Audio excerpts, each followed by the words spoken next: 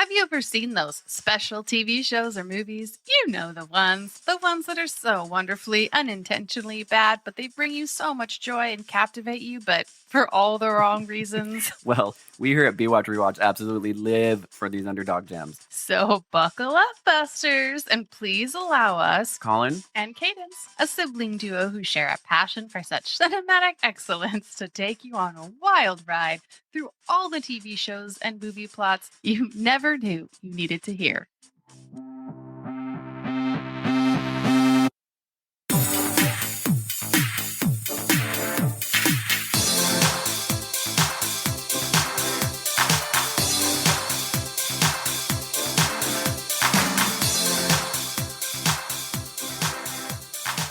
Hi, guys. We're back. You kind of like hesitated, like.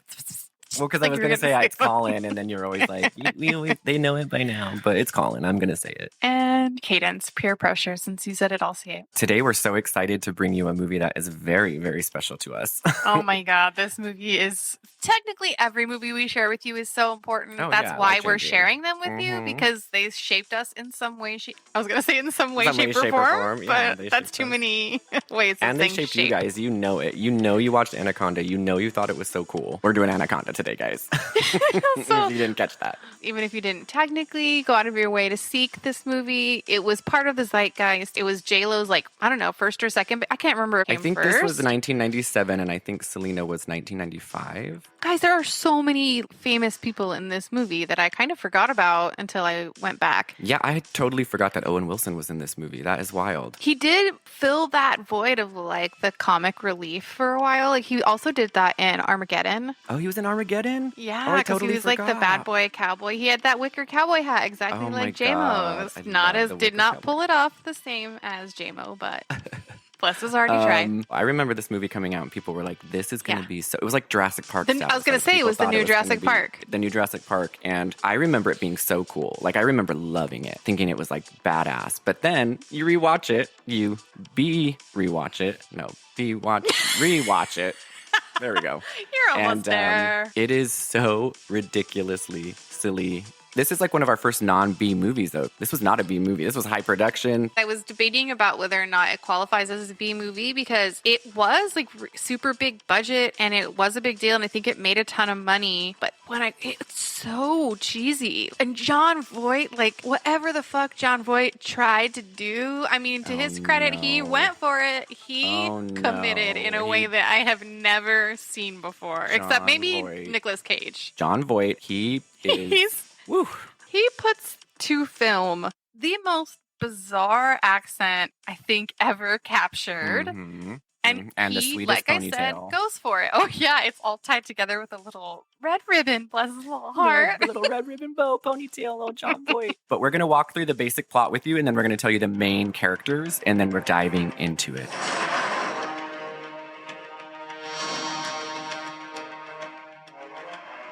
We'll give you just a real big overplot if you've never seen this movie. It's not, don't worry, it's not too terribly complicated. It's not too terribly complicated. So it's a plot that I can definitely very quickly summarize. The basic premise is that we have a production crew that's going to find a long-lost tribe in the Amazon and do a documentary about them. They have all these people involved, and they commission a boat to go down the Amazon and find this tribe. And along the way, they find a crashed boat with Jon Voight's character on it. And he's like, "I'll help you find these tribe. Take me with you." And it's a bizarre accent. And so they're like, "Sure." And then his intentions quickly change, and he's after something else, you guys. I'll give you one hint. He's after that big old anaconda.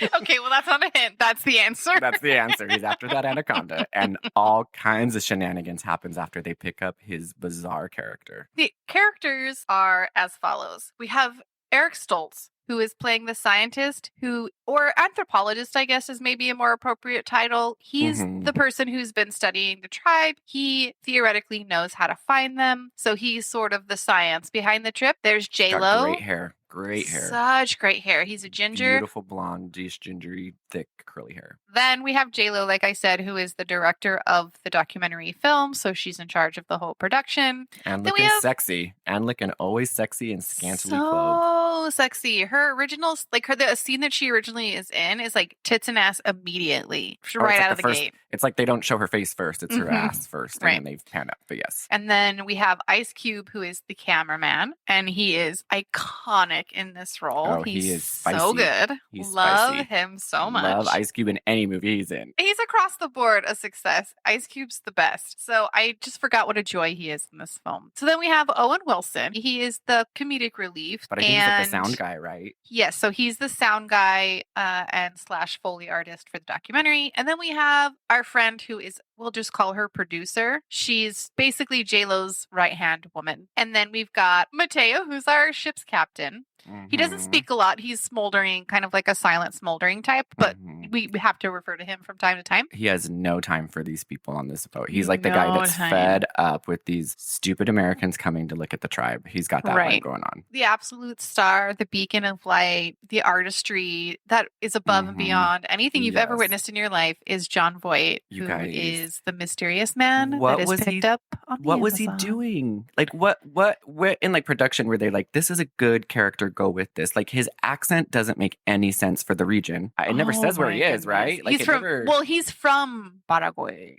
Maybe is that how they talk? I don't know. I don't think so, I think that's how John Voight thinks they talk. Oh, you guys will hear some clips because he's just like, when you said Nicolas Cage, that was it, like kind of erratic, weird, like intense acting. That's kind of and he made a choice and he stuck to it. Like he did. Was so his feet are so firmly planted in this bizarre character, and he goes for it. He never smiles, always frowny face and always squinty eyes. Squinty eyes, frowny face, and little baby ponytail. He's got this creeper gaze that you can't quite put perv words to. Yes, that's okay. We'll nickname it perv gaze because it cuts to this perv gaze just consistently throughout the movie. There's no dialogue. Perv gaze, and you're like, why are they filming John Voight doing this perv gaze? It's so weird. It's so good. So we're gonna try to make like a compilation of perv gaze and put it on Instagram so that you can get a visual because it's phenomenal. And every time they cut to it, I died laughing. All right, so there's the general overview of characters. We got it. All right, let's get into it, guys.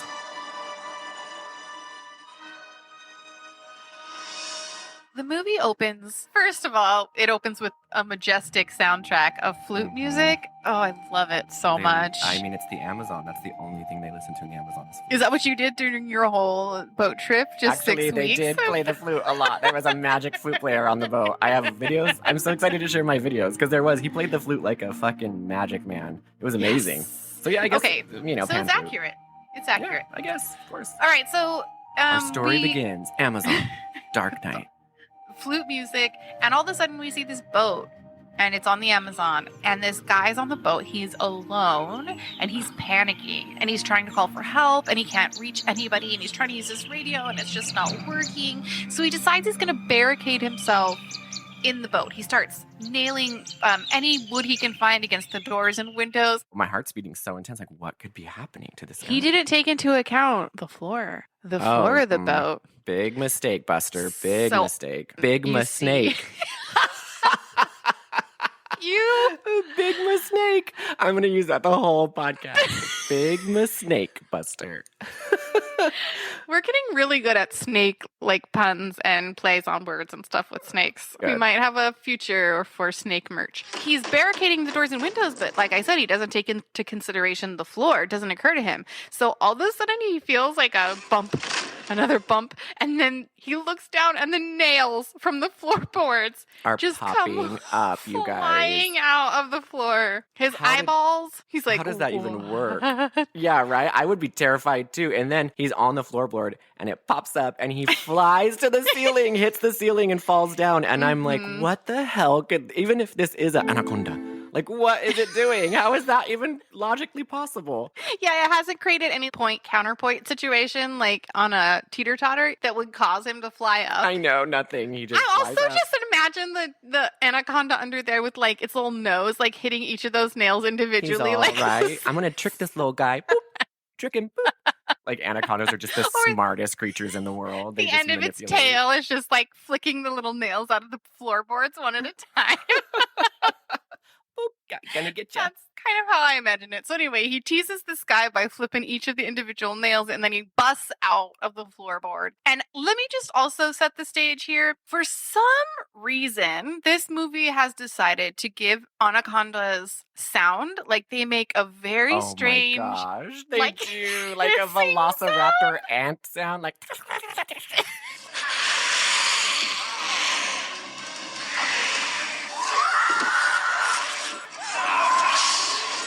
It's like, what? They don't make noises, you guys. Nothing. So weird. It's like part growl, part hiss. And then there's a is. rattlesnake, like at some point too. And I'm like, nothing about any of these sounds makes sense for what The this directors snake just is. needed like something to signify that it's an anaconda.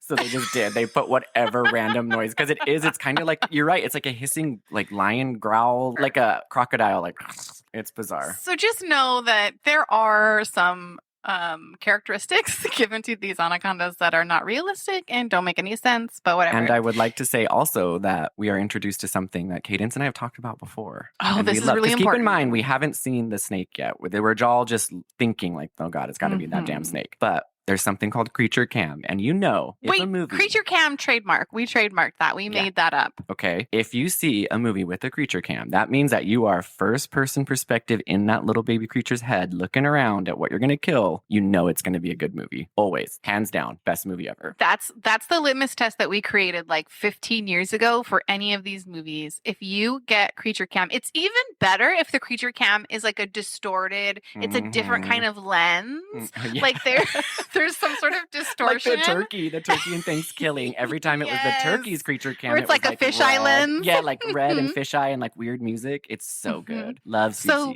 this is where we get introduced to creature cam for the anaconda. So basically, it kills the guy. That's how we're introduced to it. And then it sets the stage that whatever is out there on the Amazon is no fucking joke and it's going to cause utter destruction. I would like to say, though, that he doesn't die by hitting the top of the floor. He's so scared that he runs out of the boat on the very top of the mast. Oh, you're thing. right. Yeah, and he's up there shaking with his gun. And so you're like, oh, he's got a gun. He can protect himself against the creature. Nope, no way. That creature is way too smart. Boom. You just know he's dead. Yeah, I totally he like tries to climb up to the very top of the boat. Like he can get high enough the snake won't find him. But duh. Are you fegging kidding me? Snakes can climb so high. Especially if it's a 40-foot anaconda. That boat's nothing. That boat's like it's like a little stair. Like it's like a tiny little baby stair for that snake. Doesn't even matter. Okay, that just sort of sets the stage. We know we should be afraid. We know there's something really terrifying out on the Amazon. And then we cut to there's this boat and it's at a port and it's getting loaded up. And this is where we meet the cast of characters that we've already introduced to you. So we've got Eric Stoltz, the scientist. We've got J-Lo, the director. We've got Ice Cube, the cameraman. We've got Owen Wilson, the sound guy. We've got the producer. Oh, also hoity-toity rich guy. I don't know if I mentioned him earlier. Okay, I don't think we introduced, he's the dad from Jumanji, you guys. That's the only movie I've ever seen him in. Yeah, I want to say that it's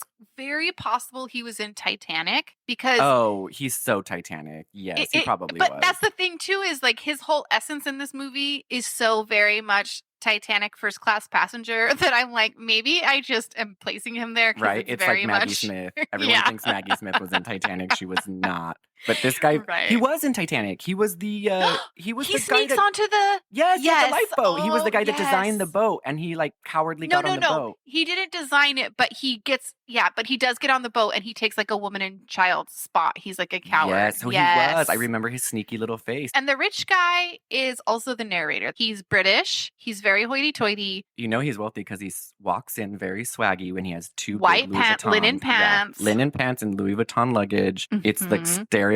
This guy, he's just sashaying down that aisle, being like, "Is this going to be first class?" Morning, Morning. How was your flight? Actually, it was a bloody nightmare.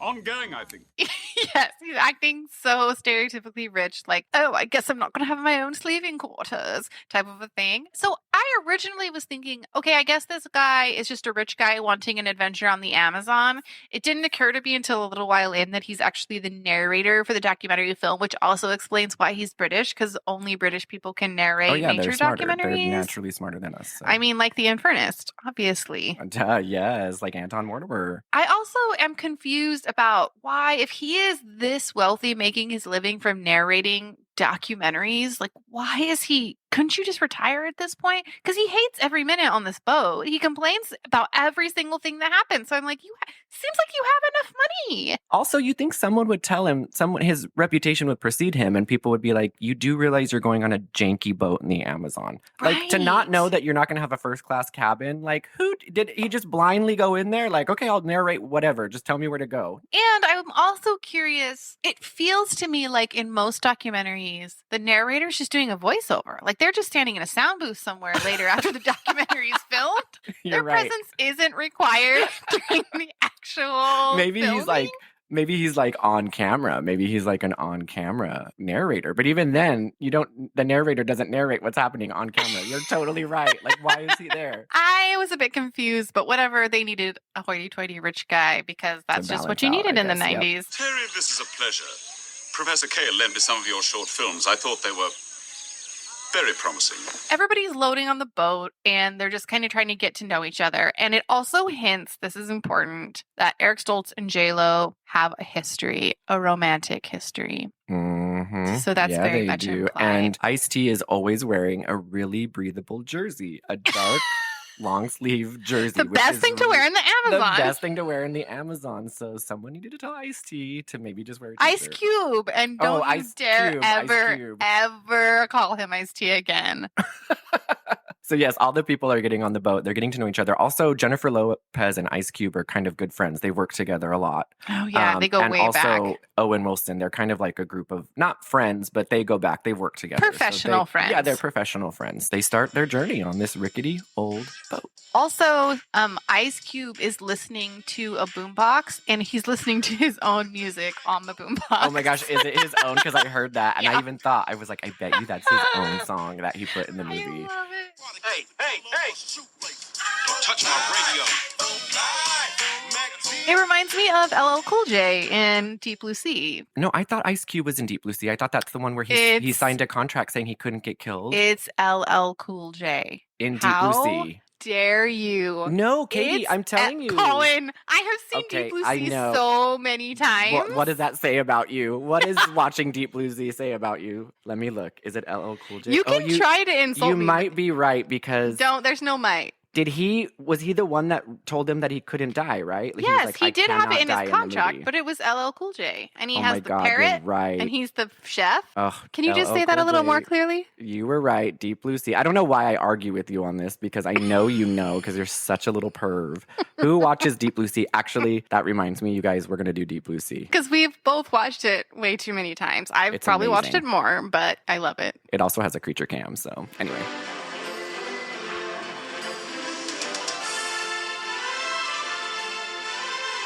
Another really cool thing is Owen Wilson is serving, like I said earlier, as like the comedic relief. And when we meet his character, the first thing he says to the producer sidekick is, "Is it just me, or does the jungle make you really, really horny?"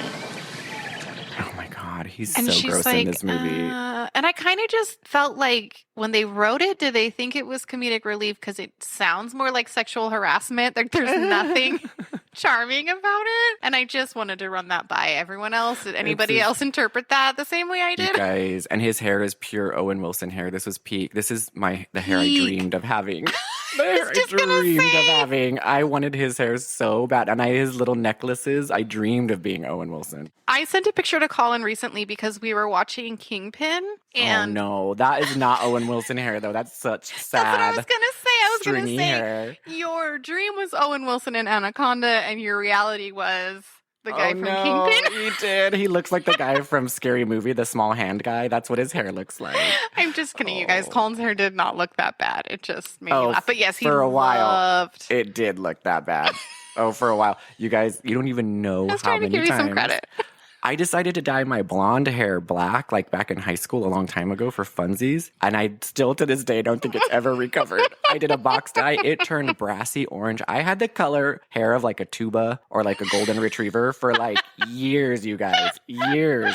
And I would try to dye it blonde again, and then it would get all fucked up, and then it would fall out, and it was just a mess. And then he would try to do like this Owen Wilson sort of like longer-ish hair. It was the 90s. Everybody did that. 90s, early 2000s. Everybody for sure. But then it just turned into sort of like a bowl cut. Oh no. You're like Sound of Music. Yes, I was gonna say, you Maria guys, it was a situation. joke for the longest time. Sound of Music hair, always. Little Bob, you know when she's dancing on the top? I had that haircut, exact haircut. That Julie Andrews haircut for days. What was I thinking? I don't know. I couldn't afford know what, haircuts, and I though? was so like I didn't care, but I You cared. were so popular and everyone loved you and you were so charming that it didn't matter. They were just like, the hair is irrelevant.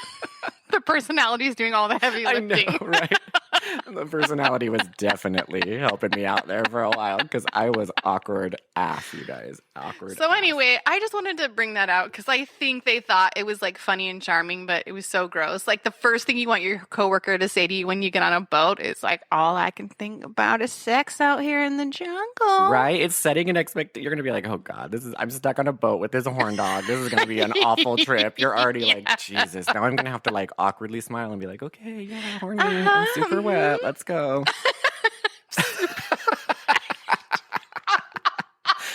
Let's go. Let's be professional. I'm wet. Let's go. just the awkwardness. Just like, okay, That's my favorite find thing this that tribe. you're I'm just wet. Let's go. trying to appease a pervert. Just yeah, I'm totally wet. Okay, great. Yeah, I'm let's totally move on. wet. Let's find this tribe. Let's go.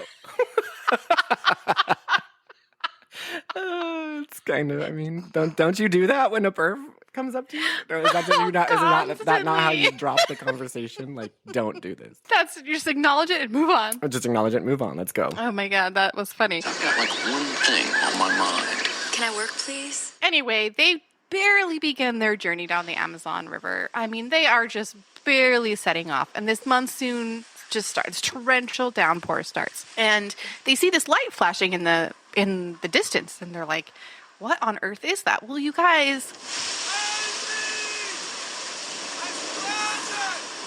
that light is John Voight on a boat that's been completely upended in the middle of the Amazon, and he's all by himself. You know, I'm curious how long that boat was upended. Because was he just chilling on that boat for like how long? Like weeks, days? Because they were barely in their journey, but they were far down the Amazon. So You're very right. Was he just chilling? There's no time scale. I'm sure he was there for months because it's John Voight and he was living off the fish as we The river later. fish. Mm-hmm. They pick him up, and number one, he throws a giant bag onto the boat. And I just want you to remember that, okay? So he's in a torrential downpour. Everything on his boat is basically unable to be taken with him. He can only take what's on his... We don't know. Or Lots of questions. This boat. Lots of questions. But just keep that in mind, because he has something later he reveals in his bag that made me be like, what? So then he also leaps, okay? Leaps. He does. Mid-air, like a 10-foot jump from one deck of one boat to the other deck of the other boat. It's wild. And at this point, the cast and crew, like, put yourself in their situation. He is a stranger, and yes, he's super bizarre, and everyone's very uncomfortable by him. But, like, you can't just leave somebody in a monsoon in the Amazon. Like, you'd have to pick that person up. They know, like, given the knowledge that they have in that moment, he's stranded on the Amazon. He will die if they don't pick him up. Yeah, like, that's have to the be only good other Samaritans. choice. They have to pick him up. So there isn't another option. Just keep that in mind. Not another option. Have I made that clear? There's not another option. They pick him up. They start talking to him. He's supposed to be from Paraguay. Saron. False Saron. I don't think this is how people from Paraguay You speak, but guys. that's my personal opinion. We talked about it before. His accent is bizarre. It is so amazing. Top 3 accents. John Voight and Anaconda, Johnny from The Room, Tommy Wiseau's The Room, and Elvis from Pacific Blue. What were those accents? What were they thinking? Top the 3. weirdest. Ugh. Top 3. Where are you from, Mr. Jerome? Paraguay. Really? I started out studying for the priesthood. But then I needed to see the real world. So I ended up in the jungle. I seem to fit. Tell me, what does a failed priest do in the jungle? Fail? Who says I failed? I didn't fail. I'm sure you didn't. Well, what is your calling now? Snakes. Snakes? I catch them. For zoos and collectors. Whatever they want. Poaching? Poaching is illegal. Oh, I'm not buying that, John Voight. You guys, he's immediately, as soon as he's introduced, he's creep. Creep factor times 20. Oh, Everybody's yeah. like, who's this creep? And then he's like, I used to be a priest. And you're like, no, you didn't. There's no way with that He's pony. just making you up never shit. did. Yeah, you're just making up shit. I think he's doing it personally to like get, oh, I'm a good guy. I was a priest. You can't be mad. You have to Oh, then, you're right. you're going to be like, oh, he's a priest. He's a man of God. Someone says, like, what made you fail the priesthood? And he's like, who said I failed? And what? What did you say? Who said I failed? Yeah, because that's what we're all thinking because we cannot understand him. The whole time he's speaking in this like slurry, Like this weird, tough guy. Yeah, it's weird. I can't even do it. It's so weird. It's with bizarre. full frowny face, like I don't know how he gets his mouth like that. He's kind of doing like a Marlon Brando. I don't know. In this moment, he has fished out a giant fish out of the Amazon River. Okay, so he's Mhm. trying to impress everybody on this new boat. Oh, was this the next day? Like after they pick him up when he's doing his right? fish? It's like the next morning, and You he's guys- like, "We're gonna have river fish for But- breakfast." Can we put the clip of him sitting in this tree, like this weird tree in the swamp, and he's like holding basically like what is it? Like a spear. A spear. Yeah, and he's sitting there with his perv face, looking at the water, and then he stabs his fish, but clearly it's a fake fish, and he's trying to make it look like it's alive. Like it's alive? So he's like shaking the pole so bad, like look at this fish I caught. It's huge too. It's huge. So they're having this whole conversation with him while he's chopping up this fish, and someone says, So slurs every other river rat after 5 whiskeys in any bar in Manaus. Come on, lovey. John Voight goes, 5 whiskeys? That's breakfast on the river. Breakfast on the river. That is the way we live on the river. That's when people are, this guy's a tough guy. This guy's been yeah, around. 5 whiskeys for breakfast. Jesus. I know I'd pass out. I can barely handle a mimosa brunch. Just kidding. I So can handle a he- lot of mimosas. I was going to say, I don't know who you're trying to kid right now, but you could just bring out a gallon jug of mimosas and chug. The other thing that he starts doing in his peak creepness is calling the producer woman Little baby bird. baby bird. Oh, is that Baby right, bird. baby bird? So yeah, he starts calling her baby bird, but he's also kind of eyeing J-Lo obs with that Oh, ass. he is consistently creeping from the side. It's nasty. Oh, there's a It's scene. so There's a nasty. scene where she's like looking over, and she's just minding her time, enjoying the Amazon. She looks over, and he's full perv facing her the whole time, and she's just like, okay, cool. She's like, Cool, cool, she's cool, like, cool. she's putting some like water on her neck because she's trying to cool down, and so she's like looking unintentionally sensual. Not that he has a right to perv her, but he's just without any shame. He's not behind a wall. He's not peeking out from behind a door. He's like 2 feet away from her, just full on. That's the funny thing is like he's full creep from start to finish. Like I said, like he's just out. No he's shame. He's owning his perv creepness. This is where it gets a little bit tense between Eric Stoltz and John Voight, because John Voight is trying to like be the leader of this boat, right? Like, who's this dude? They just picked him up off the side of the river. I mean, Yeah. nobody knows what his This context is my is. project. This is my anthropology project. Yeah. So he's like, Snake totem. This totem is Shirishama. Shirishama worship giant snakes, anacondas, as gods, protectors. There's a legend they passed down of a journey to a sacred lake. First, you must pass a waterfall protected by warrior snakes. Once you pass those guardians, you travel through the land of the Shirishama until you come to a wall so high. and then Eric Stoltz comes up next to him and he's like, Follow that wall 5 days, finally reaching its end, the head of a giant anaconda. You know the story. Of course. Beautiful. Beautiful legend. I believe, however, it's a legend of the Maku. Also the Shirishama. Not to my knowledge. The water is high now, but the village was right here. You'll find them down this fort. I know. I trap snakes for a living. And I'm sure you're very good at it. I locate tribes for a living. I'm very good at that. and so they're doing this weird one-upsmanship about this. Mhm. And the way Eric Stoltz performs it is like he corrects him. He's like, actually, this is what it means. And then he starts Um, looking through his binoculars, and just imagine the Kermit the Frog meme where he's drinking the tea and he's like, but that's none of my business. That's exactly I don't know. how Eric Stoltz does it. Actually, it's Actually, you're not. wrong. Actually, it's a different snake. Totem. You can tell that there's tensions rising between the two of them. They're Yeah, both from macho the men. get-go. And everyone's kind of, because like Cadence said, he caught this fish. Everyone's kind of intrigued by this priest/snake hunter who can catch a fish with a pole and like chop it up and has 5 whiskeys for breakfast. Are you kidding? Right. So the attention's on him. And yeah, Eric Stoltz is not having it. Oh, he's not at all. And so at that point, because they're passing this totem, J-Lo tells Ice Cube, grab the camera, grab the narrator. We got to get this on film. I'm That also narrator. I'm also he needs curious to be front and center for that if totem the pole. narrator knows, because if there's no script and he's just a rich guy, like what does he know to say about the totem? He just go, gets make in front of the something up. camera and he's like, there's a very big, beautiful wooden totem here, and it's very beautiful, and it looks to be a snake. Like, just totally winging Have it. I mentioned we're on the Amazon? I don't know if I've said that It's before. very warm, but there's no first class. Like, you're totally right. Like, what is he supposed to say? Just film the totem. He has no Go in script. later. They're just completely winging it as they go down the river. This part absolutely made me cry laughing. Okay, so they start shooting. The narrator is winging it, just doing his thing. And they're like fully shooting the movie. And then all of a sudden, John Voight's character just crashes into the scene, into the frame of the documentary. And he goes, I know what I know. You can accept it or reject it. Leave me at the next village. He does.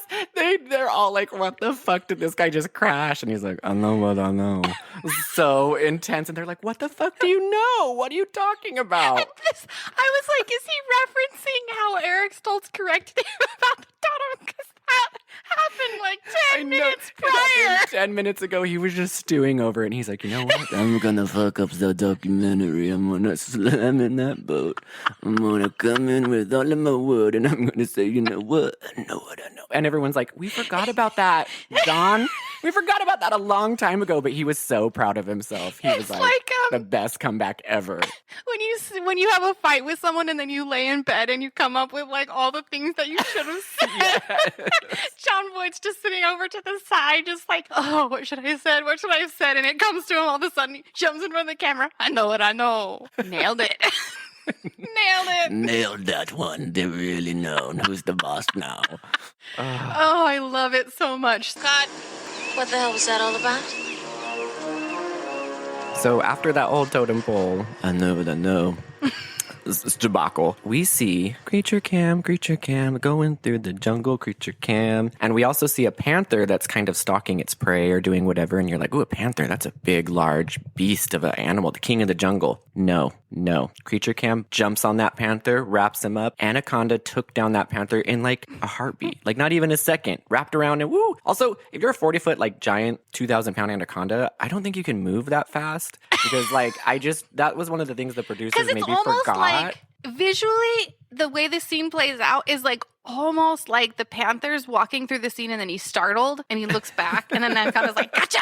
That's how they play it. Anacondas don't typically like strike real fast. They're like huge, especially a huge 40-foot one. Have you guys ever seen a boa constrictor move? It's so slow. It's just I was like, the whole scene is sort of like the Jurassic Park scene with the velociraptors where they're like waiting from the side to like surprise them. Clever girl. I was Is that like, the clever girl scene? Yes, exactly. And so I'm like, why would an anaconda need the element of surprise? It's 40 feet long. It does not need to lie in wait. It can just slowly come, wrap around the Black Panther. It's gonna dominate. There is no need to be hiding out and then surprising right? it. It's not like a tiny little snake. It's like you just think of the logistics. We are no snakeologists. I don't know. We don't know. But You don't know my life. if anyone out there listening knows anything about snakes, I'm pretty sure the larger the snake gets, the slower it becomes. So not only are we dealing with a creature cam and a huge 40, 50-foot huge anaconda, it's moving at like rapid lightning pace. Everything you do. I mean, you literally do not stand a chance against this thing, ever. No, you don't. Not only that, it knows how to boop out nails from the bottom of your floor. Oh, it can it's get got a panther. all kinds of like fine motor skills. He's got It's so not fine even motor- getting to that.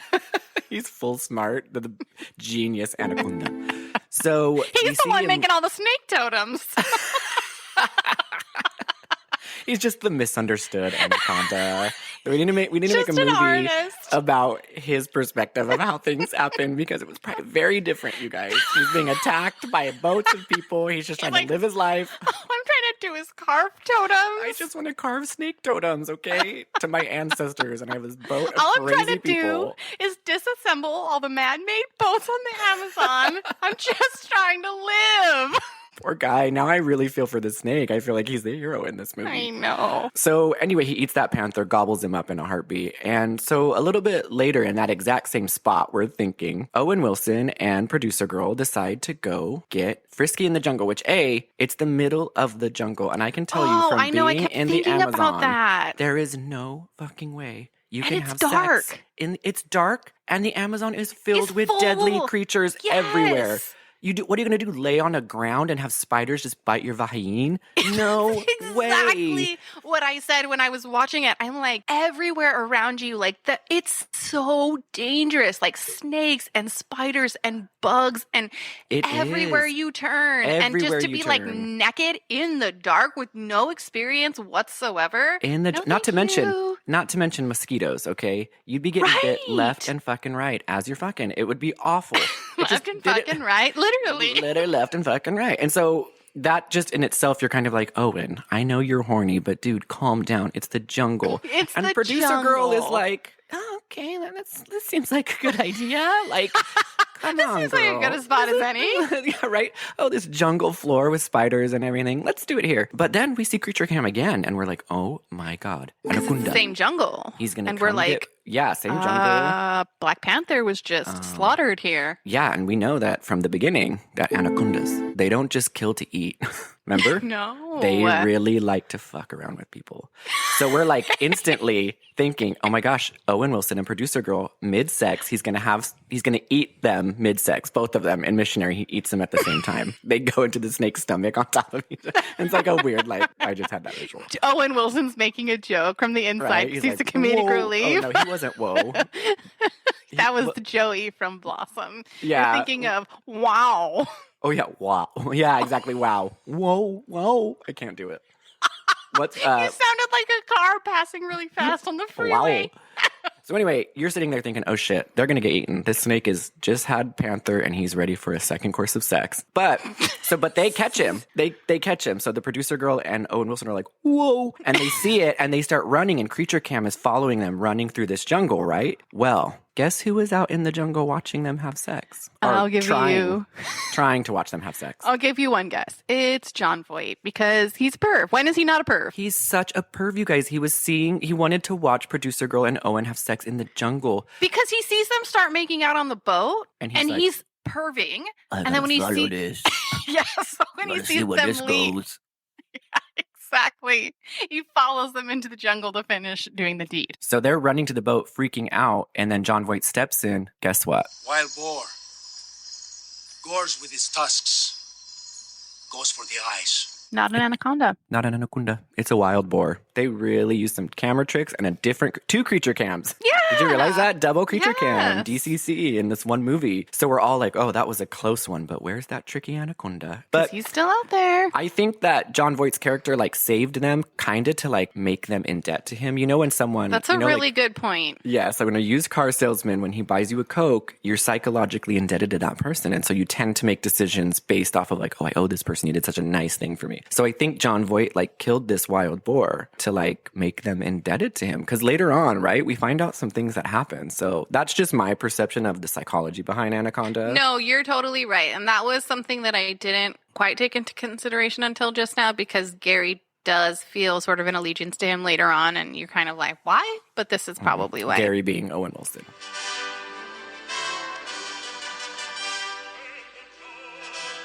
The boar is killed. And also, by the way, John Voight's stoked because this means they get food for 2 weeks. I was going to say some boar meat. Yeah, That'd be and good. Ice Cube is horrified by that, by the way. Don't know why, but Ice Cube's not going to eat any boar. Where are they going to keep that boar meat for 2 weeks in the Amazon? It gets so sweaty and gross there's in a probably day. not a freezer on that boat. There's not a freezer on that boat. We see the boat because Mateo's the captain. Captain kind of cook. Captain cook. Stoic Captain Cook. Like, we're gonna keep it's a board. Like, it's a huge board. That's a huge amount of things to consider. Maybe they're gonna, cure it, smoke it, right? Make jerky, make boar jerky. He knows what he knows. And I know how to make boar jerky. By the way, also, the rich guy is always doing just absolutely predictably rich guy shit. So he's playing golf on the boat and drinking champagne on the boat on the Amazon. You cannot be rich and just to be opera. Like, I was gonna say he listens to opera in his room. He is the most stereotypical rich guy. Like, you can't be rich and like be down to earth. You have to bring your richness wherever you go. Oh yes, 100%. So he's being rich, obnoxious guy, listening to opera, playing golf, drinking champagne, and then all of a sudden the boat starts sputtering, and they realize that there's a rope wrapped around the propeller. So Eric Stoltz is going to go down, put his scuba gear on, and cut the rope free. So he goes down under the water, and he's sawing at that rope, and all of a sudden he starts flailing around, and he's going to die. He's going to die. He's flailing around, and he's going to die. This is this kind of dire shit we're in. There's no other option other than he's going to pass away. So they pull him out, and guys, there's a bug in his throat. A giant wasp, like a giant poisonous. Wasp. It's sick. It's sick. And so he's gonna die, and guess who saves the day? Because guess who knows what he knows? Actually, guess what he performs? I read this word. A tracheotomy. So it's where you see it in movies a lot. Actually, it's where they make a small incision in your esophagus and then put like a straw, something that opens the airway back up if there's some kind of constriction. There's actually a really funny joke about that in The Heat with Sandra Bullock and Melissa McCarthy. That was weird. I was going to say, I saw that, and that was such a weird scene. I was like, oh my God, what is going on? This is like serious. Because, yeah, it's so funny. So anyway, but in this, because he's John Voight and he knows what he knows, he performs it flawlessly, opens the guy's throat. But this means Eric Stoltz is out of commission basically for the rest of the movie because he's been poisoned by a deadly wasp, and he has to wait for his throat to heal up. So he's out of commission. He's out. Right. He can't do anything. We don't get this man to a hospital soon. We might as well throw him in the river. What? Now it's sort of like, you brought it up. You're the one who brought it up. Like, now he's creating more than one situation where people are indebted to him because he's now saved Eric Stoltz. He's saved Owen Wilson and the producer from the boar in the jungle. He got them fish to eat with his fishing skills. But I do want to say, just for the listener, he's super creepy. Everyone is still very creeped out by him. Like, no one is really, right? No one's really like warming up to him. They're all like, this is a huge creep. But he is saving us, and he is providing us with fish meat. Right. And he knows what he knows. He's weird, and he's ruining every scene of the doc, but like, I guess he knows what he's talking about, whatever. At this point, he pipes up. Fighting the current. Those 2 days. Cut back to this tributary. Save us 50 miles. This is the route you suggested we take yesterday. Yesterday for a different reason. Now our concern is getting Professor Kale to a hospital as fast as possible. The current will take you the wrong way. He basically manipulates everyone. He's like, I need Eric Stoltz to get to a hospital just as much as any of you do. It's like my primary concern right now. But we absolutely cannot fight the current going back. So just trust me on this. If we keep moving forward, we're going to find the way out. I promise. And everyone's like, okay, you seem reliable and trustworthy. We're definitely going to take your word for it. I mean, I don't know why you would at all give us vibes. Good for otherwise. him. Good for John Voight. Like, he really did manipulate this whole situation to get what he gets. He just really did everything right to just put the puzzle pieces in place. And then J-Lo brings up, well, this route that you're suggesting to the hospital is the exact route you suggested the other day when you were looking for something else. And it's kind of coincidental that this route takes us both to the hospital and to where you wanted to go.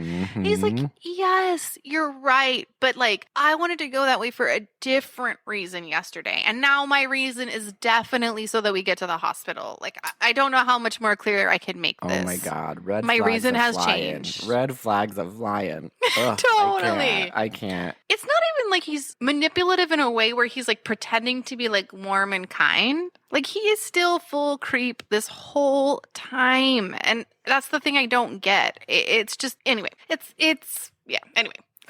You're struggling with that. You're having a hard time understanding how he's doing his thing. There's only so much I can understand about this character. The rest of the crew is like, well, we have to save this guy. Like, even though we all think that John Voight's character is obviously so weird and we think he's obviously got something up his little snake sleeve, we do have to get this guy to the hospital. There's no other way. And he kind of proves a good point. You can't go up current on the Amazon. I mean, I don't know. He knows what he knows. They don't know what he knows. Anywho, they take his word for it. They say, okay, we trust you to do this. But guess what? Within 4 hours, they run into this huge, massive wall that's been built blocking the Amazon, like a man-made wooden dam, essentially. That's never a good sign. They're like, feels like maybe someone's telling us to stay out of this section of the Amazon. And he's like, no, definitely not. Things like that. This stuff happens all the time. There's a giant wooden wall built on the Amazon, and you think it's okay to try to get through that? Come on. Yeah, and JLo's like, This is the river you know. No. This is new. But no cause for panic. I'm not panicking. I'm just looking at this wall that's blocking our way down this river that you know.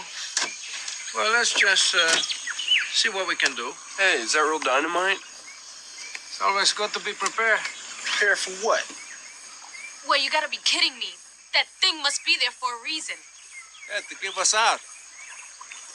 I'm talking about upsetting the ecological balance of this river. Well, look, I can blow in 10 minutes. Sorry if you're feeling sensitive. We could turn around and lose 2 days. It's up to you. I mean, beyond the fact that it's kind of weird and bizarre that there's a wall in the middle of the river, also what happens if we destroy it to the ecosystem? At this point, it's causing way more destruction. What if it introduces new species of fish that have been got out? What if at the village people, it floods their village and kills everybody? There's so many questions of why this wall was built. You don't just fuck around with the giant wall. Yeah, and John Voight, he's playing on her sentimentality and her love for Eric Stoltz because he's like, okay, fine, whatever, we can turn around, that's fine. I mean, he definitely will die by the time we get there, but it's up to you. Power move. Yeah, his solution is to blow it up. And this is where I'm making the callback where I said, remember that he has one giant bag that he saves from the boat. And it's this filled is with the dynamite. thing he chooses. And it's just a bag of dynamite. It's filled with dynamite. Okay, red flag, you guys. What is going on, John Didn't Voight? bring clothes, didn't bring an extra pair of shoes, didn't bring tools. He Just brought a one bag giant of dynamite. bag of dynamite. Okay, that is suspicious. I would be like, buddy, it pretty seems like this was predetermined. Exactly. You were definitely thinking about this for a while. Maybe I was wrong, but something's not making sense. Did you have a plan? Just give me 10 minutes, people. 10 minutes. So they're all really suspicious about it, but you know what? They got to save this guy's life, and they really don't have an option at this point. So he takes his big old bag of dynamite. Owen Wilson goes with his hair, puts it under the thing, and they blow up this big wooden gate. But guess what happens when they blow it up? So many baby snakes come Showers flying out. of baby snakes all over the boat, and everyone's freaking out. And I'm like, this is also a classic John Voight moment because everyone's screaming, and he goes, Babies. All of them babies. I feel like this dude has a so really weird excited. obsession with snakes. He's such a creepo snake damn man. babies. But regardless, they blow it up. And Owen Wilson says, Some of these aren't babies. some of these aren't babies. Whoa. I keep doing Joey. Possum. But he does. He's like, dude, some of these are not baby. And one bites his finger, and you know that these little snakes are aggressive. Right. Yeah, the little baby. John Voight. And then as they're going down the Amazon, I mean, he after they just blew up sweeps the boat- snakes like it's no big deal. I know, he he just gets a big broom old and he's casual like, broom and sweeping them off. So then a little bit later that night, we'll say, lots of shenanigans happening on this Amazon. What's an adventure? But they I mean, it's like once they blow up that wall, it was downhill. They should have known. It was all downhill from there. Let's say they blow up the wall of Fate. And this is when it really starts getting crazy. So anyway, they blow up the wall of fate. They're going down the river and they find another abandoned boat. And they're like, God, this is like the 4th abandoned boat we found. But let's go see if they have any supplies on it that could help. Eric Stoltz, let's get our things in there. Oh, wait. we forgot something so important. When he uses the dynamite to blow up the wall, all of the shrapnel, because he does not know, he knows what he knows, but he does not know demolition, because all the shrapnel from the explosion, not only do snakes land everywhere, but it knocks off their fuel canisters. So they have like Oh, these that's huge right. barrels of fuel, and they go flying off the boat, and then they lose the supplies. And so it's like, Predicament. oh my God, John Voight, really? Really? Do you You got- really know what you know? Because we just lost 4 freaking containers of fuel. How are we supposed to get down the Amazon? So they go to this boat that they find, and they're getting the fuel, and they're getting any other supplies they can. And this is when creature cam comes a little bit, and you know that Anaconda is in the area, but no one's really seeing it. So Mateo's scrubbling around, getting all of his little kitchen utensils from this boat because he wants to cook a fabulous meal. An And Ice Cube and John Voight are carrying, like, they find like a kind of the equivalent of like a safe. And so they're carrying that back to the boat. So Mhm. Mateo's on the tail end of this. He's just hanging out, and guess who gets him, guys? The Anaconda. Snags Mateo up, takes him for a dance, wraps around him, gets him real quick. No one sees him die, though, Because he's at the very end of the because line. he's at the very end of the line. So they all get back to the boat, and they're all just waiting for Mateo. Like, Mateo, where are you? Please come back. We need you to And- cook and steer the boat.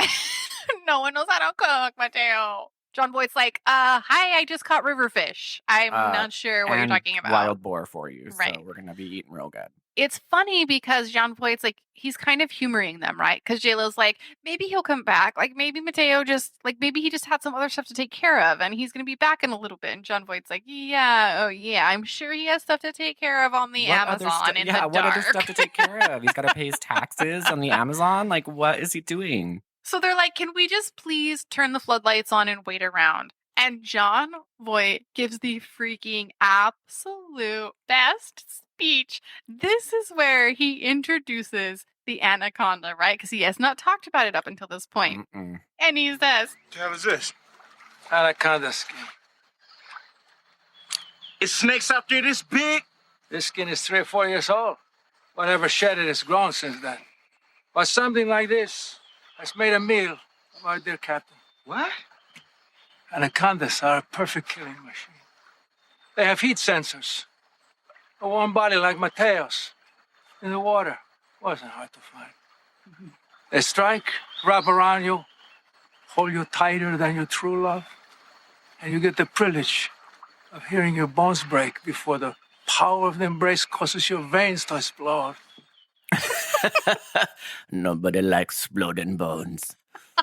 He does. So, they're all hyper aware. They're like, shit, he's coming for the Anaconda. so he's He's got a freaking weird, them like- out. Yeah, he's got a weird attraction to these anacondas. It's for Yeah. sure sexual. But Them babies. then it becomes very apparent that he's after this anaconda, and he kind of is trying to tell everybody, well, we're already going down this boat. We're already here. Like, let's make some money and catch an anaconda. And nobody wants to do it. Nobody. They're like, fuck no, this is scary as we already lost Mateo. Eric Stoltz is in the back dying from a bee sting. Like, nobody knows anything about this. Our whole trip's messed up and you ruined it. We're not going to do it. And he was like, And he's well, like, well, if we can't film the documentary, like, let's just catch the anaconda. snake. And my favorite thing is he's on the boat with his little boat book that he has, his little sketchbook, and his little baby anaconda muzzle that he made. It's like his idea. That's like total Jurassic Park. It's like he's looking through his sketches and he sketched this picture of an anaconda's face, and it's got a little metal collar on and a little baby nuzzle around its mouth so it doesn't get He's like, anybody. yeah, this will definitely work. This is going to help. 'Cause Definitely they work. wrap around you and crush your bones, so we definitely have to muzzle its mouth, but whatever.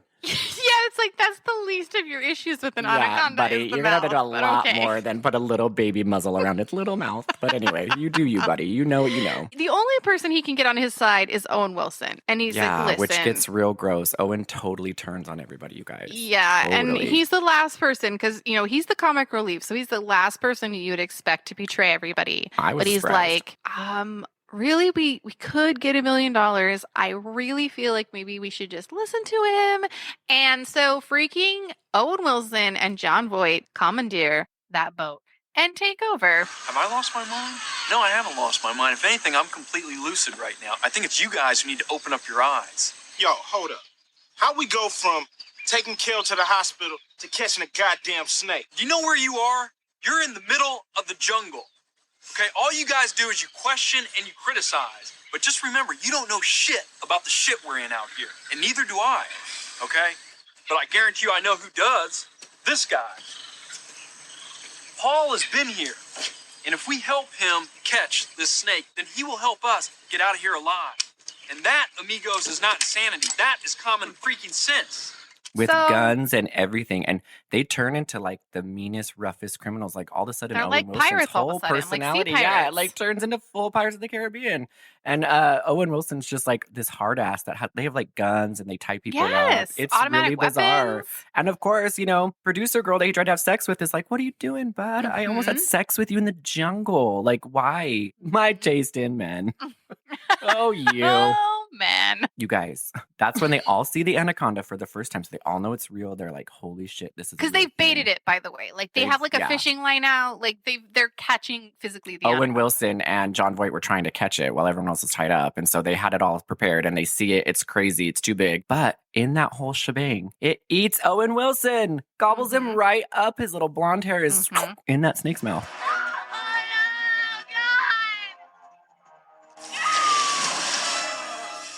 At that point, everybody's traumatized. Not only have they looked into the eyes of the anaconda, they've also seen it eat one of their friends. And assume At it ate this their other point- one. Assumed it ate Right. At this point, they're Mateo. like, Mateo's definitely dead. Mateo's You're dead. right. Unless he's still pooping in the woods. He's dead. His bones exploded for sure. So John Voight at this point single-handedly commandeers the boat. Like, he doesn't even need Owen Wilson's help anymore. He takes so it sad. over. And my favorite part about this, okay, so the rich guy goes, Dare you presume to order me about? and John Voight slaps him once and then another time across the face. And he goes, Presume? How you like I presume to throw you in the river? You like that, presume? presume? I presume to throw you in the river? How about that, presume? The one-liners, the lines that John Voight has in this movie are incredible. Presume? Presume? I'll throw you in the river. How about that, presume? So at this point, that's when he is like, I'm doing this, and whoever comes near me will die. Like, he has a gun. He is basically shown no mercy whatsoever. And all of a sudden, you see J-Lo putting on some lipstick, and you're like, oh, what is she up to? They're on a freaking Amazon boat. What is she doing? Well, you guys, her plan is to seduce John Voight, because if she can distract him, then maybe they can get the boat back. So she goes up into wherever the captain's quarters, I don't know, wherever you are when you steer the boat. So he's up there looking over his kingdom of the boat, and she's like, I was thinking about the myth. Anyway, I was just thinking that maybe I could film you capturing the snake, and then it wouldn't have all been for nothing. I don't know. It could be dangerous. Well, I know. But at least you'd be there to protect us. You need protection?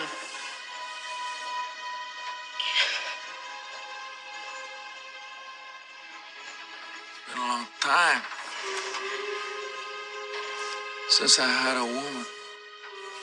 hey, I really appreciate how strong you are and how tough you are, how much you know about the river, and You know so much, Snake. You know how bones explode, and you make really people know what splain. you know. And then this is the part that kills me. She proceeds to tell their own idea back to them. She goes, I mean, I was just thinking that now that the documentary is not happening, like, why waste the trip? We could at least make $1 million by He's like, catching "Bitch." the anaconda. He's like, bitch, I just told you that. Yeah, that's the point. Like, I You were would just not have had against to it. commandeer this boat if you Right, would have like, just agreed with me. Were you high? What are you talking about? And Where also, have you been? I love in movies how that works like every time. Like, she's been a bitch to him this whole time. And then in a He immediately heartbeat. is like, she wants me. Yeah, like, oh yeah, she must have really changed her mind around. She's repeating my plan to me. So she really wants me. So dumb. Yeah, so Anyway, she's he's like, not buying it though. He does not buy it. Well, he does say it could be very dangerous and you need protection. It's been a long time since I had a woman. And then he grabs her by the back of the head and he kisses her, which is disgusting. I'd rather die. It was not hot and it was pretty gross. So at that point, the plan works though. Like, well, at first, actually, he goes, Think I'm stupid? I'm not stupid. You thought I was stupid. You thought your plan would work. And then what he doesn't count on is Ice Cube comes from one side and the rich guy comes from the other side. So he didn't count on being blindsided on either side. Yeah, for sure. So they knock him out, they tie him up, and he's now tied to the deck of the boat, and J-Lo has taken over. Yeah, they've gotten their boat back. You were like, great, they're going to get out of this situation. No more deaths, no more dying. But do you think that's what happened? No way. Jon Voight knows what he knows, and so as he's tied up... This is important to say. The rich guy has now become useful because now he's steering the boat. Because the one thing you do learn as a rich person is how to sail. Yacht practice all the time, sailing. So he's been put in charge. He's taken over Mateo's post. Then he tries to teach Ice Cube how to steer the boat. Ice Cube runs the boat aground. The boat is high-centered, and they have to leave. And that's why the only reason I'm bringing this up is because it leaves... Everybody else is trying to winch the boat with the ropes and get it back into the river. And the only two people left on the boat are producer girl, Baby Bird, and Jon Voight, who is tied up. Okay. You did set that up really well because everyone's trying to get this boat off They're this distracted. little thing. What does she try to do? She tries to stab him, but guess what he does? He jumps up with his butt muscles and freaking grabs her between his thighs and starts strangling her. And you're like, Jon Voight, this is the best part of the movie because he literally jumps off his ass. You guys, he's sitting on his butt. Off of his butt. He's on the floor, hands behind his back on a pole. His feet are tied together and he leaps up around her neck and starts strangling her. And I'm dying. I'm like, what fucking ass muscles do you have to jump off that? He jumps off. 6 feet high. Throws her in the water. Needless to say, she's gone. Let's just assume she dies. She does. The anaconda gets her. The anaconda gets her, but you don't know that yet. He strangles her with his legs, his thighs. And then he pushes her off. And so you're like, anaconda food, free anaconda food. Well, as they're doing this, he's obviously trying to get untied. So you're like, shit, Jon Voight's getting undone, but no one can see because they're all distracted trying to get this boat off. So then, rich guy, he's kind of trying, keep in mind, Chris is just back there in the back, totally sneaking through all this. He's like... Eric Stoltz, you mean? Oh, yeah, I don't know why I call him Chris. Eric Stoltz is just sleeping in the back. He doesn't know. He's just like, he's in a coma. Life is good for him. Life's good for him. But anyway, rich guy goes that he's trying to help. He's being useful. But guess what? Anaconda gets him to behind a waterfall. Real bad. Yeah, because I wish we could explain the scene because not only does he get him, he leaps up the waterfall, catches him, and wraps around as he falls into the water. It's an amazing scene. Cinematography at its finest. It really is magnificent. The rich guy is climbing up the waterfall and he hides behind it thinking the anaconda won't find him. And that's the beauty of it. Is the anaconda sticks his little head through the waterfall peekaboo. It's pure Jurassic Park dinosaur. Remember when T-Rex did it? Yes, you're totally right. Yes. The anaconda poops its little head in. And then snags him. Can you imagine all the devastation that's happened right now? We've lost Baby Bird. They're like, we just went to go winch the boat, and we came back and everyone's dead. Everyone's dead. And also, they're probably thinking, who would have seen this coming? We were just trying to go film a tribe. That's all we wanted to do. Yeah, who would have seen this coming with this crazy dude? But Baby Bird died. Owen Wilson died. Now the rich guy has died.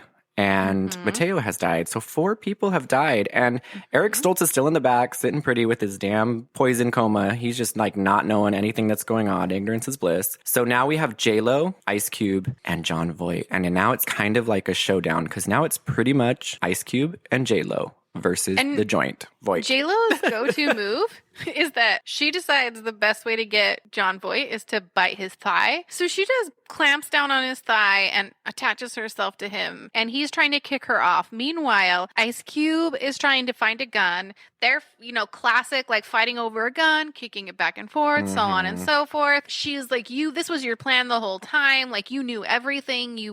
Even the setup from the very beginning, that wasn't even a boat that crashed. You knew we were coming down the river, da-da-da-da-da. And he's like, oh, you forgot about the wasp. So then you learn he even planted the freaking wasp in the scuba tube. Lots of ropes planning. Around them. I wonder if he's a project manager in real life. He probably wasn't a priest. He's project manager. He's managing projects. He has a sauna. He's just clicking off okay, got the wasp. Okay, very now detail I got the oriented. dynamite. Okay, I got the bag. It's in a sketchbook. I know, I got the sketchbook. Okay, I need a number 2 pencil. Okay, I got okay, yes. Got it all. Got the scuba gear. He has this little wasp like in his bag with dynamite. And Yeah, he's got like a little check marking it off. Okay, got my little anaconda muzzle. I'm ready. The pinnacle of this fight, okay? Like you think that he's going to win. And then at the last second, because he stabs Ice Cube and you're like, oh no, he's down and out. But don't worry, Ice Cube's not down and out. He just has a flesh wound on his thigh. He would never be down and out. So John Voight reaches up. He's going to like kill J-Lo. At that moment, Ice Cube comes up from behind, stabs John Voight in the back, and John Voight goes, Darn it, I got stabbed. It's so funny, and it's such a weird thing for him to say at that moment. So then he falls off the boat, and you're like, they won. They freaking won. They're going to get out of here. John Voight's dead, and they're going to survive. So they go on sailing down the river, but don't you worry, the conflict's not over yet. J-Lo and Ice-T and Eric Stoltz. Can you please stop disrespecting Ice Cube by calling him Ice-T? Oh my God, did I say Ice-T again? Yes. Ice-T, Ice Cube, Cool J, I don't know. Okay, Do Ice not Cube. commit blasphemy. Ice Cube, Jennifer Lopez, and Eric Stoltz they're out. You're like, okay, they pushed John Voight off the boat. We're getting out of here. Our hearts are so happy. Get the F out. Make your documentary. Well, as they're going down to make their escape, they come across this old like lumber mill thing, this huge like casual Amazon lumber mill. I don't know. And you can tell it's been abandoned for a while. It's like, and I love it. Absolutely destroyed. They go inside of it, and it's like I don't know if you notice this, Cadence, but there's like fancy pictures on the wall. Like it looks like very Disney. Like there was like a portrait on the wall. Cruise. Yeah, it's like total Jungle Cruise. It's like a fancy portrait on the wall that's been like ripped, and then there's like suitcases stacked up with like little pictures. Even in its heyday, would the lumber mill really be a place where there's fine art on the wall? Fine art, so fancy. You're just like, what is this place? John Voight freaking survived, you guys. He sneaks into this place. Mm-hmm. He's like ready, prepared, because he's already, he has the project management skills to know exactly what's going to happen. He's like, my checklist is right here, and There's I'm not done yet. One thing I need to check off, and it is scaring the poop out of J-Lo and Ice Cube. And I'm gonna tie them up. So he scares them, catches them off guard, somehow like, what overpowers the fuck? They think both it's a of ghost them. because they're like, didn't you die? Yeah, he catches them off guard and somehow overpowers them and ties them both up. Them. And guess what's gonna happen to them? They're gonna get monkey blood on them, and they are gonna be bait for the Anaconda. You're thinking this is it. This is it. And There's J-Lo's no way. pissed. Like he dumps the bucket of monkey blood on them, and she's just like, I'm gonna fucking kill you. And she's like losing her mind, and he's just being wouldn't you if someone poured monkey blood on you and was feeding you to an anaconda? Oh, for sure. But this is, I guess I meant it more like that's when she really displays her acting chops, because she plays it pretty cool through the whole thing, and then her rage becomes palpable in this moment because she's facing death and she's covered in monkey blood, and who would not be furious? So I mean, I'm always curious what I would do if that situation, like, would I be calm or would I start saying stuff? You always wonder what you would do if you were covered in monkey blood and being bait for an anaconda in an old lumber mill. You always am thinking about my reaction to how I would react to that. Would I be upset? Would I be like facing my death? Would I be like, should I try to just be friends with the anaconda? Like, what would I do at that point? It keeps me up at night. I'm constantly thinking about it. Wondering what I would do if I was anaconda bait.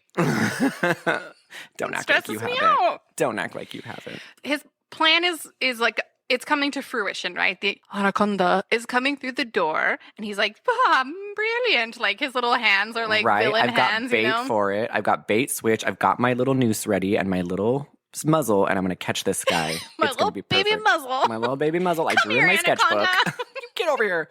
Just clamps it on it. Like, I don't have a tranquilizer gun or anything like that, so I'm going to put on the muzzle. The rest of the 40 feet are not the problem. Again. 2,000 pounds of anaconda is not the issue. How is he going to get it on there? Yeah, there's like, again, guys, you would think that there'd be like some kind of tranquilizer gun or plan, but never. John Voight planned for a lot of stuff, but never a tranquilizer. So this is kind of backtracking, but it reminded me that there is a point where he thinks he can tranquilize the snake, because somehow, and what made me laugh about it is that on the boat, there's this big glass bottle that he's filling a syringe with, and the medical label on the glass bottle says reptile tranquilizer. As opposed to any other tranquilizer. It's specifically reptile tranquilizer. Specifically reptile. So that's way earlier in the movie when he thinks he can catch it or whatever. He did project management correct. I underestimated John Voight again. He just ran out of it because that plan failed when Owen Wilson died. The snake comes in and he's like, this is exactly how I thought it was going to go. Right as it goes to pounce on J-Lo and Ice Cube, he drops this. Also, where was this giant net? How did he get a hold of it in the lumber mill? I don't understand where it came from. He literally was stabbed and dumped in the Amazon. Where did he have time to create this whole... Yes, to booby trap the old lumber mill. This. Maybe he already had it so planned out in advance that booby trap was already there because he knew exactly what would happen. Because I was like, he thought everything down to the freaking wasp. So I'm the fool for thinking that he wasn't already at the lumber mill freaking booby trapping it. Like weeks before, before he got picked up on the boat, he was making that little boober trap. But I thought the same thing. I was like, where are you getting all these tools, John? Also, you're stabbed in the back, and how did you get there before then? Did you literally swim faster than a boat? Right. Like, really? Like, did you swim faster than the boat down there? He probably, has a saddle that he hooks on the Anaconda, and they take him down the Amazon super fast. He is the snake king. He knows what he knows. It's like a dog sled, but with little snakes. I just keep thinking of him, going, water skiing with the snakes. Exactly. That's exactly how I pictured it. So anyway, if you don't ask too many questions about the context of how he gets all these supplies ready, the point is that the snake is exactly following the plan, comes to eat them, and at that moment, the giant net drops from the ceiling, and now the snake is caught in the net, and it is going. I mean, do you think this snake is happy to be in this net? Absolutely the snake is so smart, and he's like, no fucking way. I have killed so many of your friends out of pure spite because snakes have spite.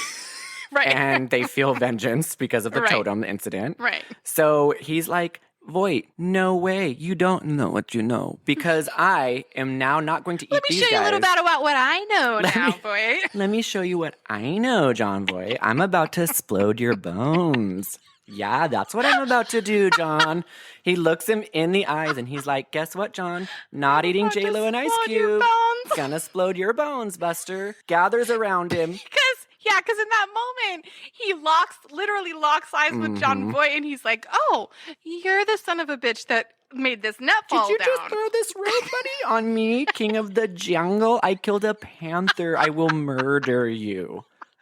That's what he does. And so he goes, he gets John Voight. He flicks the net off like, this was supposed to hold me, John Voight. Snake expert. Did you sketch this in your book, buddy? Sketch this. Twirls around him, explodes all of John Voight's bones. Full blood exploding.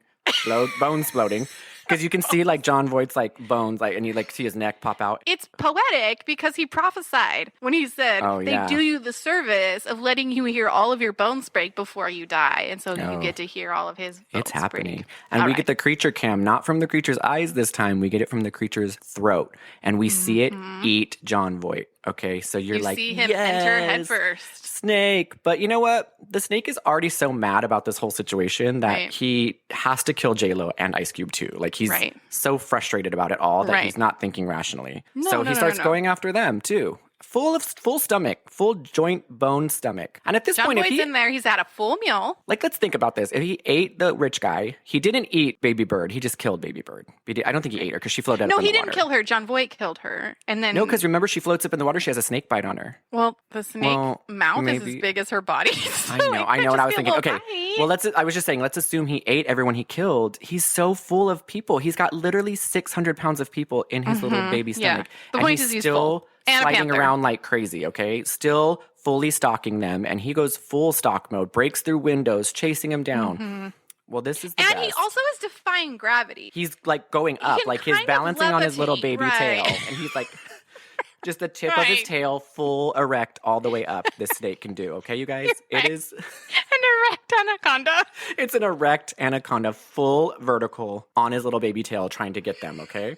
Kind of imagine someone standing on their very, very tippy toes, and their arm is stretched as high as they can, trying to get something on the very top shelf. That's and they have 600 pounds of body in them, okay? On top of that, okay? Imagine being pregnant with quadruplets trying to do this, okay? So he's chasing J-Lo up to the very, very top shelf. Yeah, he definitely decided that he wanted to go after J-Lo first, and he kind of didn't care about Ice Cube. So Well, I was going to say it's funny that you mention that he's full of people meat because maybe what he does next is to help him get that last little bit further. Yep. And this is where the movie is made, you guys. This is the best part. He's chasing after J-Lo. He gets her. She's looking at eyes in the Anaconda. Guess what the Anaconda does?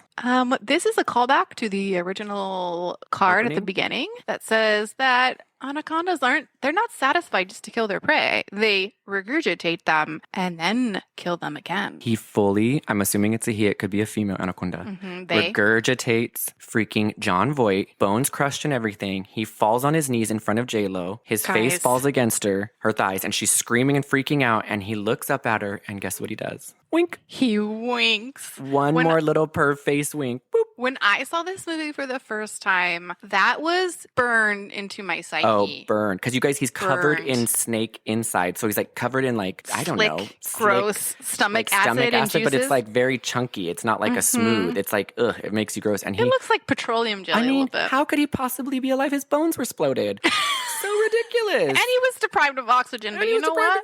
He knows what he knows. Maybe he knows how to survive for a certain amount of time. Right? He knows what he knows. So he winks at J-Lo and she's like, ah. So she pushes him down and runs. And then she kind of climbs up this big tube thing. Imagine like a chimney almost, I guess you could call it. It is kind of like a chimney, yeah. And so she's crawling up to get out of this. And the snake, of course, defies gravity. He's going to bite her. Because he's got 200 pounds less human inside of him. Oh, yeah. He regurgitated John Voight. And now he's ready to get J-Lo in him. So he's going up to get J-Lo. And at that moment, right when he's about to get her, Ice Cube with an ice pick, actually. I wonder if they meant to do that. Because there's an ice pick at a lumber mill in the Amazon. It's a pickaxe. Ice picks are tiny. You're right. Pickaxe. Ice Cube slams the thing into the baby like 2 inches of the tail. Like the last 2 inches portion of the tail. Keep in mind, this snake can defy gravity. It literally bops out nails from under a board with its nose. It's 40 feet and 1,000,000 pounds. But this baby little pickaxe on the baby little end of its tail keeps it from doing anything. That's not even fully embedded in the wood floor. No, it's like not, yeah, exactly. Like how far could he get it in the wood floor? And the snake is just like, oh, I'm stuck. Oh, you got me. I'm done. Oh, this is one thing I don't know. No one drew this in their book. No one told me about this when I was making my damn totems.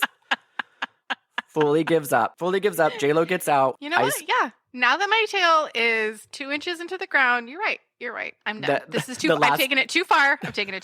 The last two inches of my tail, like I couldn't, I don't know, rip off the 2 inches of my tail and get these people because it would grow back, right? Use my fine motor skills to just remove the pickaxe from my tail. I know. Like if I can use the detail of boinking out individual nails from a floorboard, I sure as fuck can get this freaking ice pick out of pickaxe out of my tail. Right? If I can catch a man falling off a waterfall and scram, if I can get a panther, if I can do all of these things, I can definitely get a pickaxe. But you know what? He's exhausted. He's eating people. It's been a long day for him too. I mean, he's been all around this freaking Amazon. Like, where has the snake not been in the past 24 hours, you know? That's true. So I get it. So J-Lo actually makes it out. He's got a totem to finish. He's got a totem to finish. He's like, some things aren't worth it. I just want to give up. I want to give up this revenge, spiteful life. And Ice Cube finds some gasoline because there's always gasoline everywhere. Jugs of gasoline all over the place all the time. Especially in an abandoned lumber mill. An lumber mill in the Amazon. And so he knocks it over. And of course, he has a match somewhere. He also gets a match. And he sets the place afire. And of course, the Anaconda's burned inside because it's pickaxe to the floor. What is it going to do? It can't. But actually, the ending is really cool because the Anaconda's like on fire, like